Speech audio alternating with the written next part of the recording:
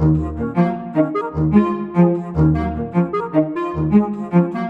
folks, I'm Jack Seuss, co-host of the Integrative CIO series on EDUCAUSE.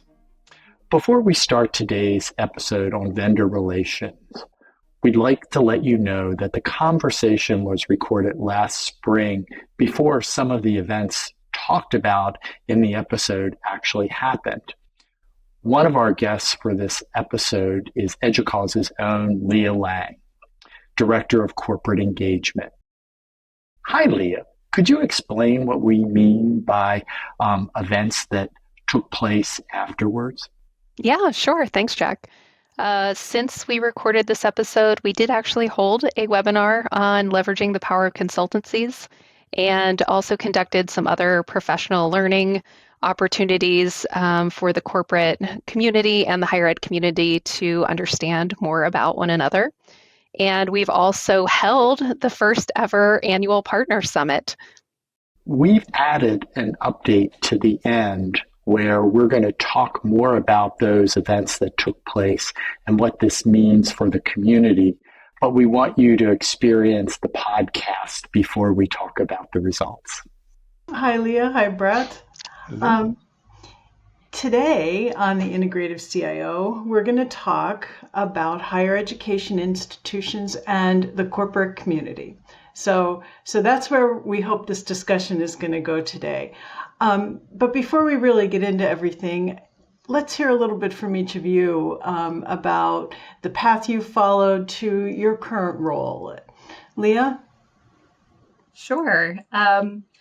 Little bit of a meandering path. I started out as a statistician and went and worked for the Census Bureau for a little while. And then life took me to Pittsburgh, where I landed at Carnegie Mellon working in their IT department because they needed somebody to do student research and ask questions about how much people liked the computer labs and things like that. And through that work, started presenting at EDUCAUSE, and then a job opened up at EDUCAUSE to lead the core data service.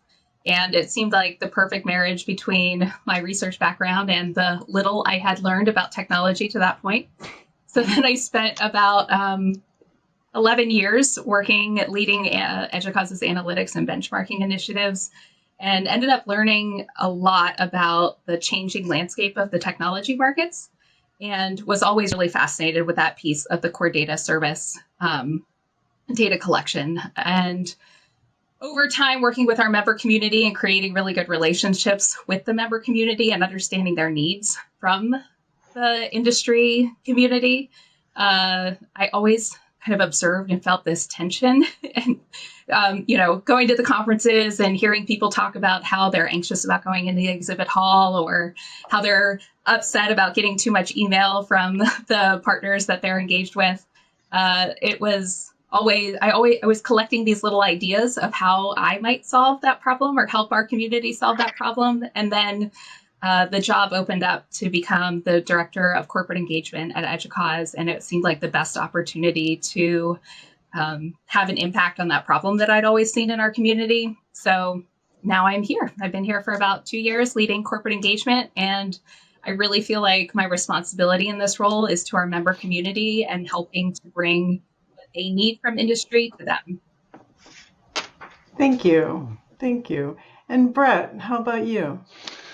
Wow, so I'm well into my third decade of working in higher education IT, but my background is I'm a psychologist by training, now it would be called behavioral neuroscience. And when I was at Syracuse getting my degree, I wanted to teach, stepped out for a bit to join a new faculty computing center that had just opened up, first ever, and realized that by helping faculty learn how to teach with technology, I could affect the way students learn far more than if I was just doing it myself. Because I could affect 30 students in a class, but if I helped 30 faculty, I could affect 600 students. And so I've never looked back. So I've only had one formal course in technology.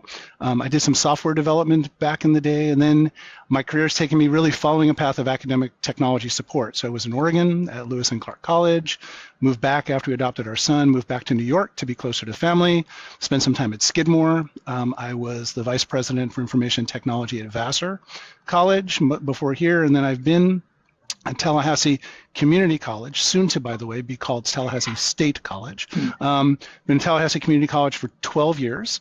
And this has been one of the more interesting jobs I've had. It's a public 2-year in the South, all which were new to me. But I'll never forget my first commencement where I was walking, greeting students as they were getting their degree, and I was talking to a woman who just grabbed my shoulder, and she said, "I just want to tell you," she said, "I'm a convicted felon." She said, "If I didn't have a place like Tallahassee Community College, I wouldn't have a future." And it got me thinking that the other schools I've worked at were great and I loved what I did, but the students at those institutions, if they weren't there, would have found another place to be. Being at a public 2-year, if we weren't here, these folks would have nowhere.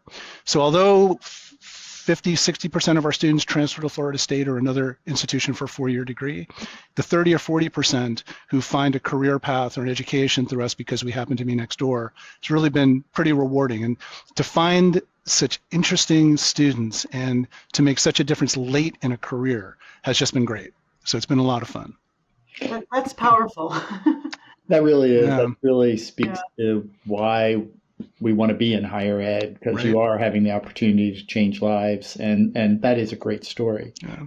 Leah, could you talk briefly about the corporate engagement strategic activity that EDUCAUSE has started? And then, Bret, maybe you could sort of add in as to how you got pulled into this and started your work for EDUCAUSE. Sure. Yeah. So EDUCAUSE just completed a strategic planning effort, and one of the main areas of focus for that effort is to influence the evolution of the higher education technology market to better serve institutions and learners. And just organizationally, we're planning to do that through initiatives that support elevating end user voices, supporting mission-driven collaborations between higher education and industry, and then supporting institutions in their ability to make informed technology decisions. So not all of that work rests on my department, but we can do a lot to support that initiative through culture changes and program changes in my area. And, I'm really focused on culture change. I felt like the main area of focus for me could be to kind of evolve that feeling or tension we have in the community. And that starts with building trust between the corporate community and the higher education community. So a lot of the programming changes we're making in my department are in support of that initially, and then we'll kind of move on from there and how to support some of the other initiatives. So the you'll see a couple of main changes within the next year. They're already starting now, and Bret's helping with that. The biggest change is in our development of a corporate partnership program.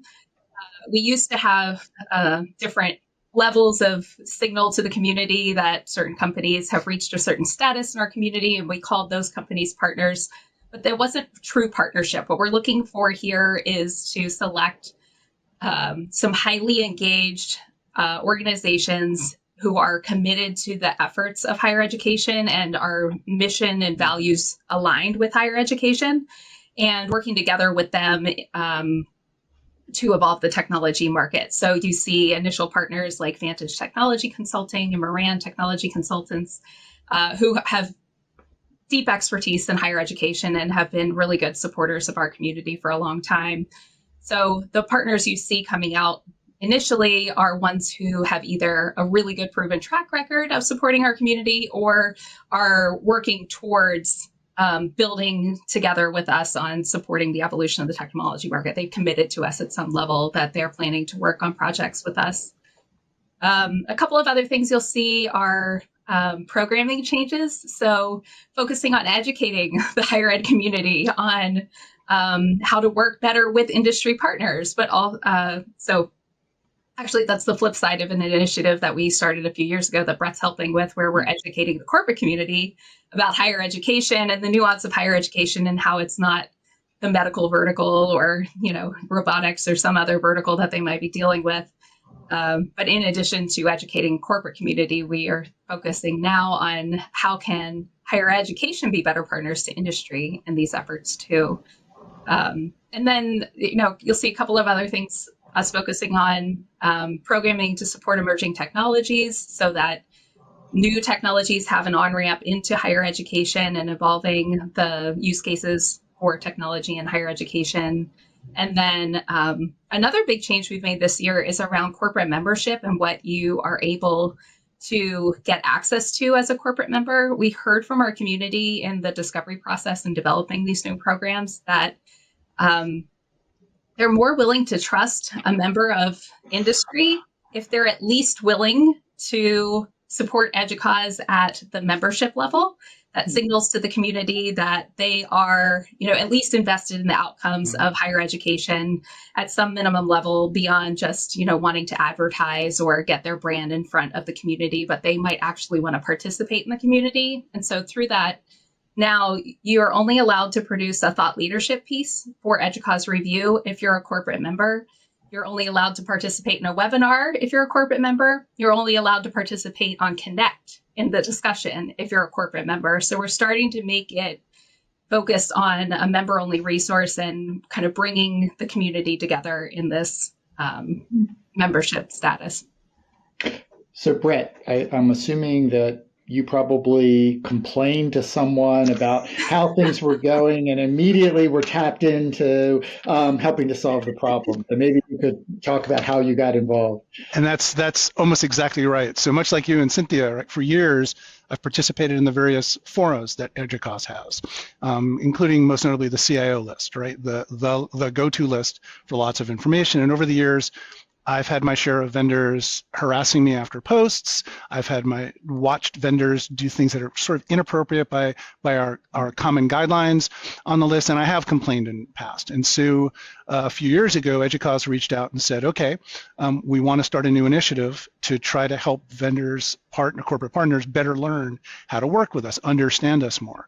And I got to thinking that I can't do my job without them, and they likely don't have jobs without us. And so it seemed better to find a way to help them engage more productively with us. So EDUCAUSE came up with a webinar series called the Higher Ed Guide for the Corporate Community, where the idea was people new to working in the higher ed community or people who wanted a refresher could take a series of 4 classes, live webinars, with a diverse group of people from higher ed, where we could explain to them, how are we organized? What's our procurement cycle like? Why does it take so long to get a decision, right? How many offices do you have to go to find the funding to do this? The issue of centralized versus distributed IT, why we have different contract terms that we need added. And so the idea was the more we could educate them about our processes, the more they could try to align their approaches to be more synergistic with how we do things. Because at the end of the day, they've got products that are valuable to various members of our community. They might not have aligned their sales cycle or their communication cycle, or, for example, know who to talk to. One of the things that's come up is a lot of times we have individual faculty reaching out to vendors, trying to talk about getting a particular solution. The problem with that is it's almost never the case that an individual faculty member either has the authority or the money to go ahead and procure. But our corporate partners don't know this, and so they end up going down a long rabbit hole only to find out, and now they've spent time, energy, and money, right, because it's opportunity, down this rabbit hole, when at the beginning they should have said, hey, can we bring someone from your IT in because we know there's going to be issues of authentication or security, maybe want to bring procurement in, basically to help them better partner with us. And I will say this has been one of the most rewarding things that I've done. I've gotten great feedback. EDUCAUSE gets great feedback on this. We've been doing it now for what, Leah, 2.5 years? Yeah. I was at the conference in the fall and walking around the vendor area, and it's amazing how many people came up to me and said, I learned a ton from what you guys shared in the workshop. I've educated my manager about this. We've encouraged others to go ahead and take the course. So it's clearly resonating. We're not solving all of life's problems this way, but hopefully we're building an ever-increasing population of folks who get us, because we are different if you've sold to other areas, but they start to get us, and that it's like a ripple in the pond, right? The ripples grow out further and further. And so I think I'm glad for the work that Leah and John O'Brien are doing with rethinking how we fundamentally engage with corporate folks, because again, we can't do our jobs without them. So just to kind of follow up on that point a little bit, Leah, you talked earlier about how members were willing to support corporations if they were members of EDUCAUSE, right? So were there other drivers as you were putting the strategic plan together that said we need to put a lot more effort into improving the corporate partnerships or corporate relations? What else was driving this for EDUCAUSE? I think it comes down to that friction in the culture and it being just an ever growing pain point that had always been part of probably the board discussions and just the temperature in the community. We need to do something to make this better. And the email situation and the spam has gotten worse over the years. And I think it was just a really good opportunity for this strategic planning effort to say, this is going to be the time where we focus on solving this major problem. One of the interesting things to me is, like you, Bret, I can go back a little more than 3 decades even. And, when you're starting at, when I'm thinking about when we were starting out, we might have been talking about, if we had a dozen strategic vendors, that would be a lot. It might have been, 6 to 8. And so you could really have, this idea of strategic vendors. Now when we've gone through and we've looked at our vendor portfolio because of software as a service, we're at 250, maybe if you count software and software as a service, we're at 400. And, it's harder to be thinking about, well, which ones are necessarily strategic. All of them are important, but maybe they're not all strategic. But it also then sort of brings back this question of, as we're trying to be thinking about this portfolio piece that's out there, how can we be also not just educating vendors, but how can we also be helping our campus educate itself? Because I think we have an educational campaign potentially in our functional offices and our groups, because often they're decision makers for what they are going to buy. If you think of registrar or bursar or financial aid or other groups. And have you been thinking about how this program can also be sort of helping us help ourselves, but in other offices to some degree? I think you're right. I think in the past, people on campus had to come to us because we were the only place they could get the services that they wanted or procure the goods that they needed. And now with SaaS and everybody being online, they actually, many of the times, they don't actually need us to make a purchase. So I think it changes the nature of the conversation where we want them to use us because we can help integrate solutions so that the sum is greater than the individual pieces, and to get economies of scale and value. And so at least at where I am at Tallahassee, it's led to a conversation about some of the vendors we procure from. We're just buying particular widgets. We're buying things from. And there's nothing wrong with that, right? We have a bunch of things that we need. They're necessary, but they may not be strategic. But the vendors that we focus on that are strategic, at least what I try to do is share with my executive team colleagues and people on campus why they're strategic. And we talk about this in the higher ed guide.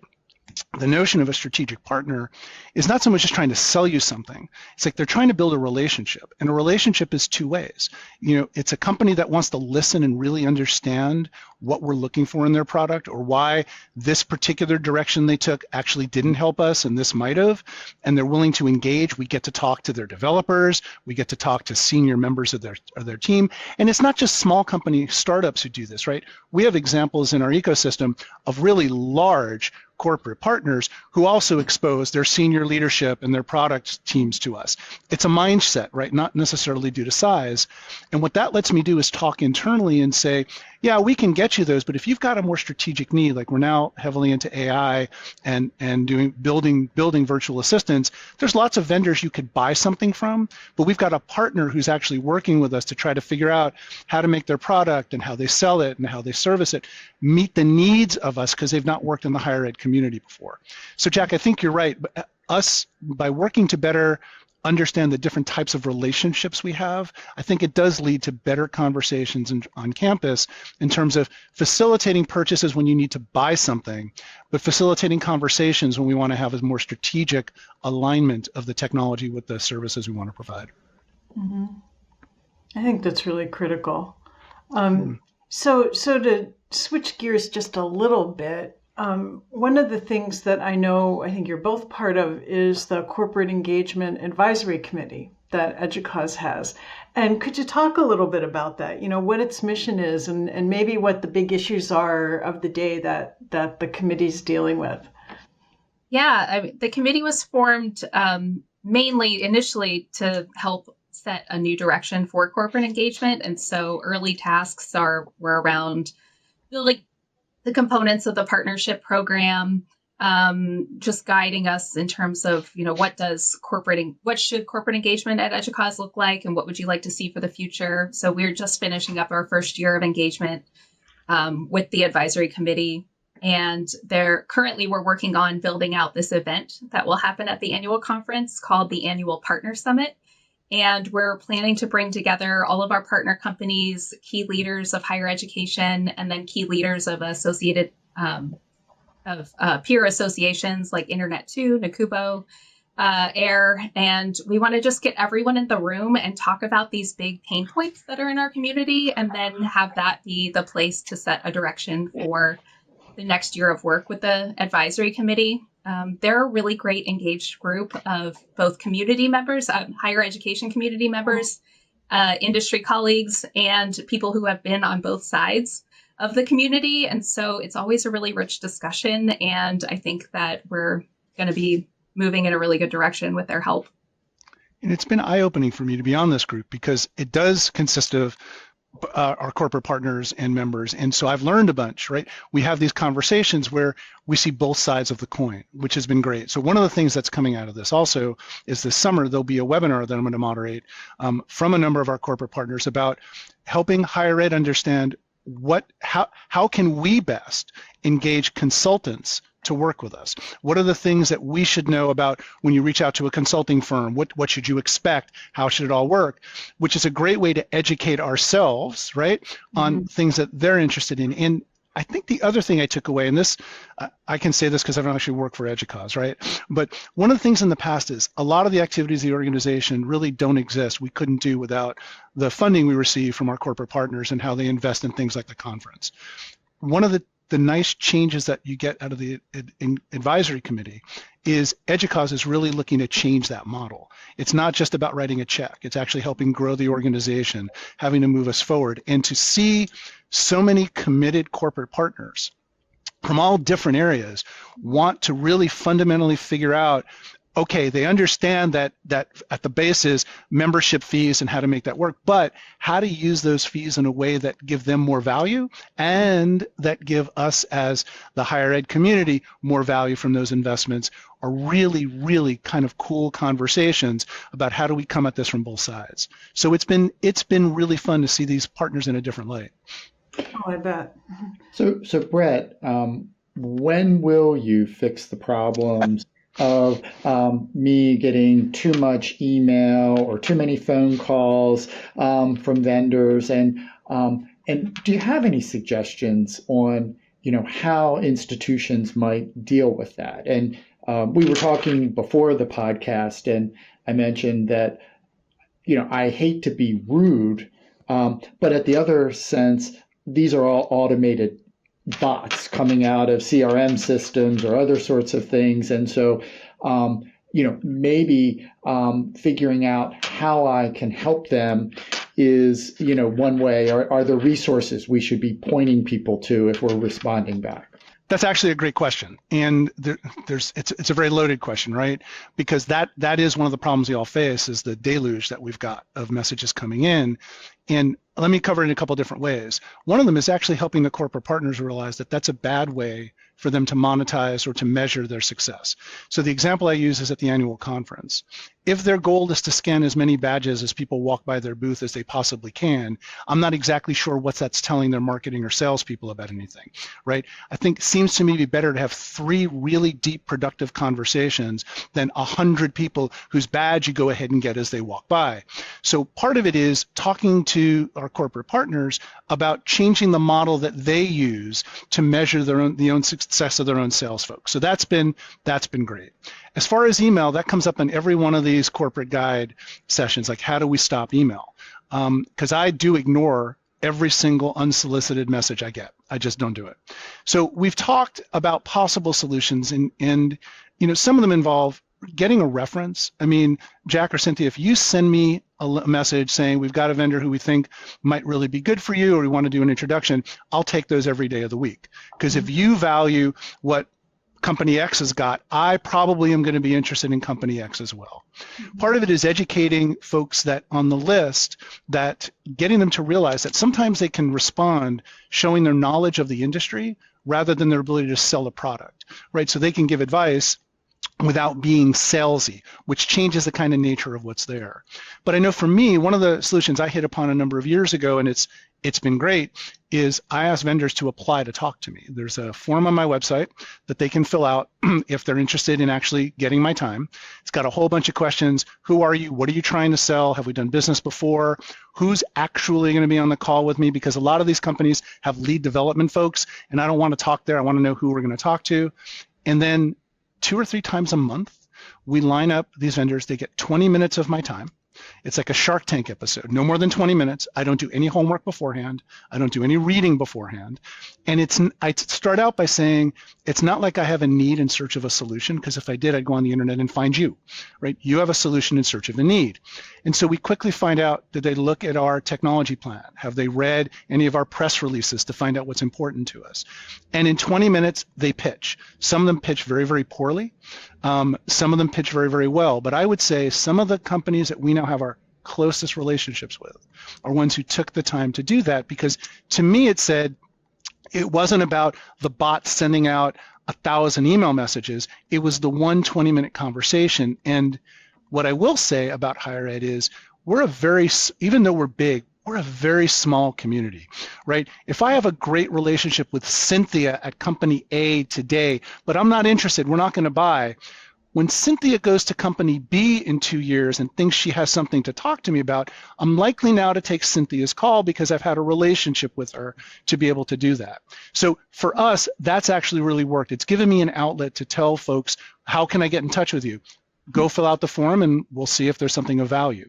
But one of the things that you'll see coming up over the course of this year is me reaching out and others reaching out to our community of CIOs and others and asking for their feedback on ideas of how can we do this. Is there a way, for example, and we've talked with Leah about this, is there a way where if I'm interested in a product that I could have a way where people in the community who may have a solution could post it without emailing me, right? I could see them, figure out if that's of interest, and then follow up with them, right, to be able to do this. And I like the idea of the people who can pitch us being curated such that you need to be a member. I mean, I don't mind hearing from people who are invested in our community. I mind hearing from people who think we're simply a means to check off the box that they sent out 10,000 messages today. Mm-hmm. So our listeners should be watching for your requests for input in the coming year, huh? Yeah, I think, so I've got this Shark Tank thing. I'd like to think there are lots of other clever ways that people have chosen to interact with the solicitations they get. I mean, because, there's always a needle in a haystack, right? So they're there, and our job is to figure out where are the needles to get through the volumes of other mail. So I'm sure there are some other good practices out there that could become best practices for some of us. Mm-hmm. So Leah, are there any sort of final words or final thoughts that you have in thinking about, how our community can be improving, or ways that our listeners, the CIOs and others, could be helping in this effort that you're trying to sort of launch? Yeah, send all the feedback you can about pain points in this space and your relationships with the industry. And we'll take that to the advisory committee and try to figure out how to solve the big problems.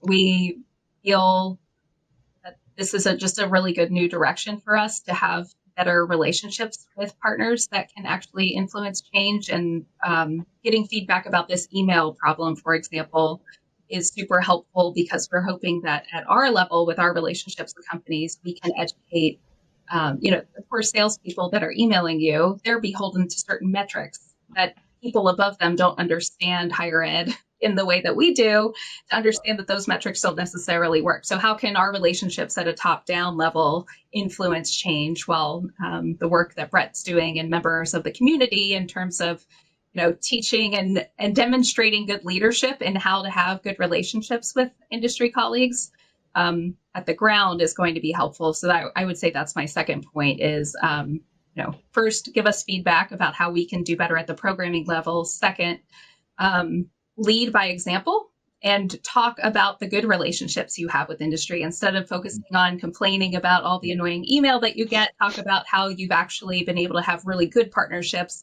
And even if you have really good transactional relationships, I think that's fine to demonstrate success in those areas as well. So you mentioned feedback. Is there a particular spot on the website or the EDUCAUSE under the corporate partnership where there's a forum or there's something where people can be giving feedback? Or I'm just sort of curious, how do they give that? Yeah, you can always email corp@EDUCAUSE or email me directly. My email address is Lang.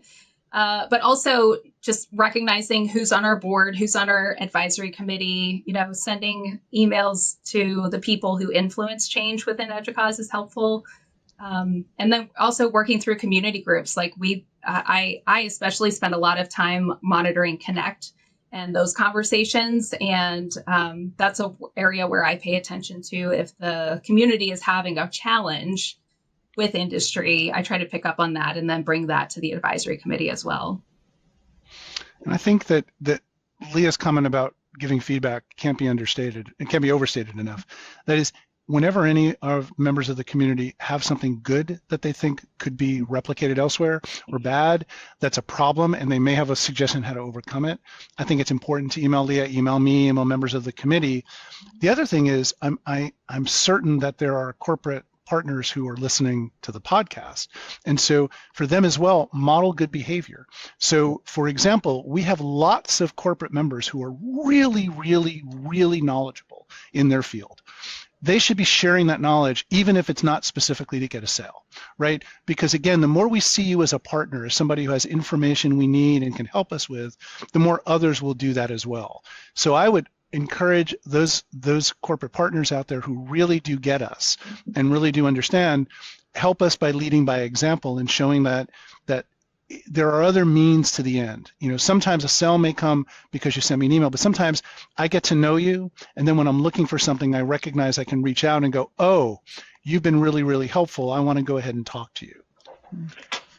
So well, go ahead, Cynthia. One thing I thought about earlier, did the nature of your conversations within the advisory committee change when you were talking about corporate relations with R1s and large institutions versus, smaller private institutions? Did that factor in much at all? Did you see differences? I think there are. I think that's come out because the committee has representatives from all types of institutions. And I think that's actually one of the things that we learned in the corporate community webinars that our corporate partners struggle with. Mm-hmm. Very, very different how you engage each of those, how you sell to each of those, right? Who you need to talk to. So I think it's building an awareness, both sides, that sometimes governance really is an obstacle or something you need to have a deeper awareness of. So for example, many of the organizations didn't know about iPads, right? So they could go figure out how big is an institution as sort of a proxy for how complicated it might be to get something done and get across. So the R1 issue, do you talk to a central IT? Do you talk to a distributed IT? How do you do this? Those are really tough, but we all benefit from our partners knowing how to have those conversations and understand those differences about us. Mm-hmm. Yeah. I would say the conversations at the advisory committee level are more around like global project work that could happen to support the entire community. And then from there, in terms of implementing the project work, the nuance of the different types of institutions comes out. One of our partners, AWS, just recently worked with us on an AI readiness assessment for the community. So at the advisory committee, we talk about like the fact that it would be a great idea to come up with that kind of thing. But then the project work involved ended up resulting in the needs of all the breadth of higher education. And there's a good example, because I think, Leah, there's a case where educating the community is good. I have to admit, the first time I saw it, it struck me as an AWS AI readiness guide. And then when I clicked through and read for AWS AI. Correct. So when I clicked through though and looked at the guide and downloaded the document to look at the guide, it actually it uses the knowledge of the folks at AWS who've been asked this question and understand it. It's agnostic. It actually doesn't matter what you want to do or how you want to do this. And I think getting more of those would lead to people having less skepticism about having more of those, right? There's a perfect example of leveraging the expertise, not the product availability of a particular vendor. And I think that's going to be proving to be even more valuable to the community, because I have to admit, it makes me look at AWS in a positive light. They did something to give back to the community rather than send out a bot with an email saying we have a solution. So I thought that was excellent. I thought the guide was excellent. I appreciate that feedback, Bret, because that's kind of what we're looking to change with the mindset for the community. Is so many of our partners and so many of the partners that I know on a personal level, the people that I talk to, they do really want to create, they see a problem in higher education. They want to create a solution for higher education. Sure, they get an intangible benefit by having their name attached, but that's not why they're doing it. And I would love for the community to see more examples of those companies just supporting the needs of higher education, because they really want to. They're just not, EDUCAUSE hasn't been doing a good job of giving them the tools to work in that way up until now. Fair enough. So one of the things that that I want to advocate for is the fact that, at least now for my institution, anything that we buy has to be having what's called a HECVAT, which is something that the community, the higher ed communities come together. It's the higher education community, the security checklist that we expect every vendor to fill out. And I'm sort of going to vendors and saying, if you don't have this already that you're prepared to give to me, I'm not even going to begin to talk to you, because what we have found is having to pull this out of different organizations, or have our security team spend days or sometimes weeks sort of back and forth trying to get something so that we can see if we want to buy it. That's just unproductive time. And it should be that if you want to sell to the higher ed community, the first bar is you've at least met our community expectation of having these security assessments. There may be additional bars that you're asked to sort of satisfy by some places, but almost every place is going to ask you at least to have the basic of a HECVAT that would be there. But here's an example where I think our community has really come together well. Well, I know that started out by Internet 2 and EDUCAUSE and big institutions. We now at Tallahassee Community College don't talk to vendors if they don't fill out the HECVAT. But even more importantly, when we've talked to our corporate partners and vendors about this, we've been able to say, look, if you do it once, you're done. This actually saves you money. And if you can't, so we mostly talk to sales folks at those seminars. If you can't answer the questions, you should be talking higher up at your organization, your company, and go, hey, I'm being asked this when I go talk to these schools. I need to have an answer, and I need to be able to figure it out. So there's a great example where it helps us, but it helps them too. I mean, it's a win-win. And so I think more of these kinds of relationships and partnerships and strategic directions are the way we all need to go, because it makes us all more efficient and more effective. So we would be remiss if we didn't end with asking you the question. What does the term integrative CIO mean to each of you? Bret?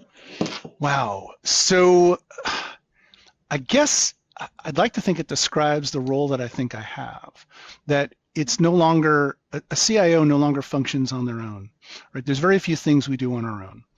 That to me, it's like the integration of our solutions. I think we're the glue that ties together the needs of the institution, and we speak a language that our colleagues don't, right? We speak technology, we know the solutions. They speak their problems, and we should have them talking in their language. But I think we need to be the middle person to figure out how do we solve that need in a way that's scalable and sustainable, and that makes really good use of technologies we've invested in, the partnerships we've formed with folks. So to me, I think that describes how we should go about doing our business, not on our own, but in partnership with as many different constituents on campus as we can. Leah? Yeah, I like that you said glue, Bret. The word that came to mind for me was connector or connection. Having deep understanding of how the technology is supposed to connect together, but also how the people are supposed to connect together. And I mean, I think at least 50% of the role these days is knowing who else on campus should be pulled into certain conversations, and how to get everybody collaborating, not just getting them in the room, but how to get them talking to each other and understanding why collaboration is so important. I agree. This has been a great conversation. Thank you both for joining us. Thanks Thank for you for having inviting us. us. This has been This great. is This has been great. Yeah. Leah, at the end, I'm hoping that we can take a couple of minutes and talk about some of the events that took place and maybe spend more time on the Partner Summit, which is one that I got to participate in and really enjoyed. Oh, I'm glad to hear that you enjoyed it, Jack. Yeah, before we jump to the Partner Summit, just to close the loop on the webinar that was mentioned by Bret, that was held earlier this summer, last summer, 2024, on leveraging the power of consultancies in higher ed. And then since then, we thought, well, if we're going to get the consultant view on from the corporate side, we'll also talk about productive relationships with solution providers. So those are two really good webinars for higher ed to get an inside view into what it's like at an organization, and that's part of the corporate community. We're also working to integrate some additional learning objectives into our professional learning portfolio, and a lot of that feedback came from the Partner Summit. People just informally throughout the day, people were coming up to me saying, there were some things that I learned about working with solution providers that I had to learn all on my own, and I had to create it by myself. So could we turn that into some learning objectives and integrate that into professional learning for EDUCAUSE? So we're doing that work also.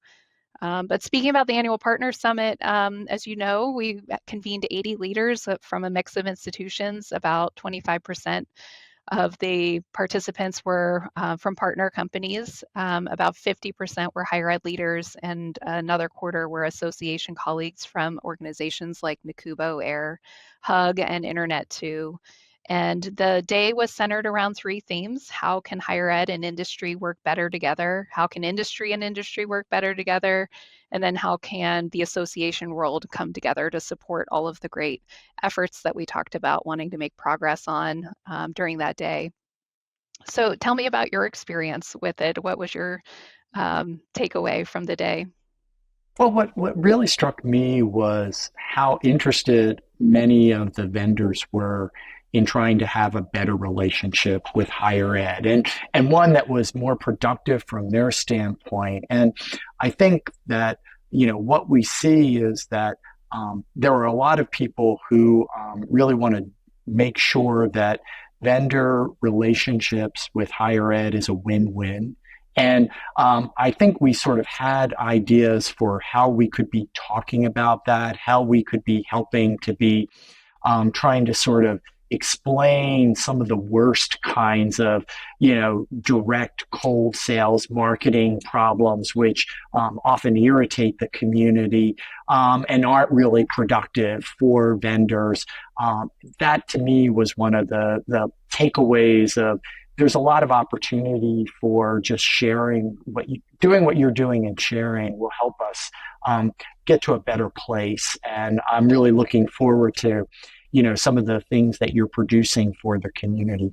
Yeah, I liked in particular, I liked the part of the day where we focused on how to create meaningful relationships with one another. And it was kind of funny that throughout the day, people kept using a marriage metaphor for partnerships, and, what qualities demonstrate a really good partnership, and what do you look for in a partner, or even just a solution provider, even a transactional relationship that's going to be good. And so actually, before we did the summit, you'll recall that we had a pre-survey and we asked the community, we asked the participants and some of our exhibitors how they would rank a few ideas for EDUCAUSE to pursue to support partnerships in the future.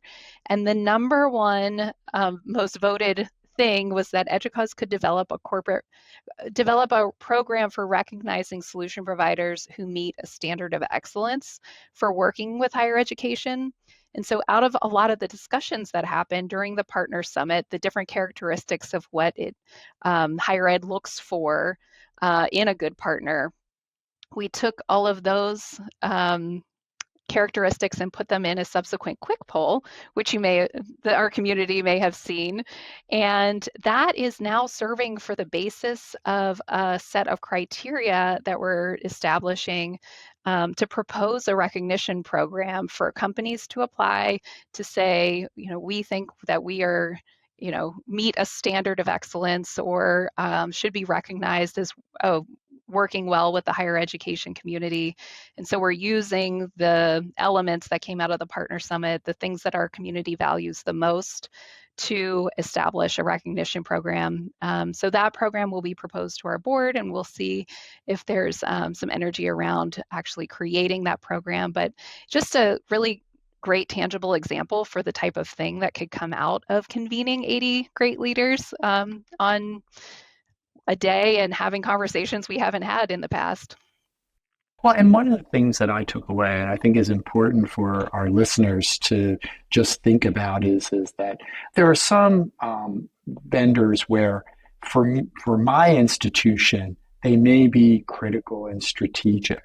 But for your institution, maybe they're more transactional, or maybe they're not even appropriate. And what we had to realize is that we have to be, more direct. Back to the marriage analogy, we have to communicate.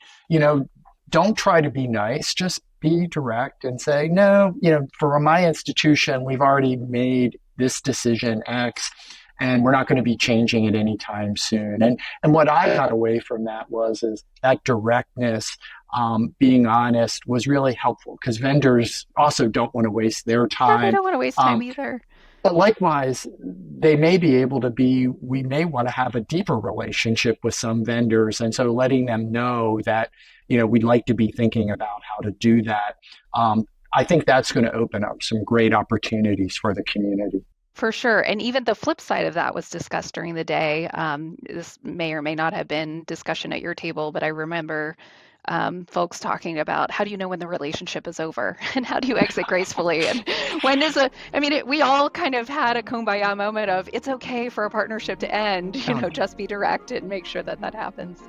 I did want to let you know, though, that we're about to release an EDUCAUSE Review Online article that is a thorough debrief of all of the events of the Partner Summit, so the community will have that available to them to read.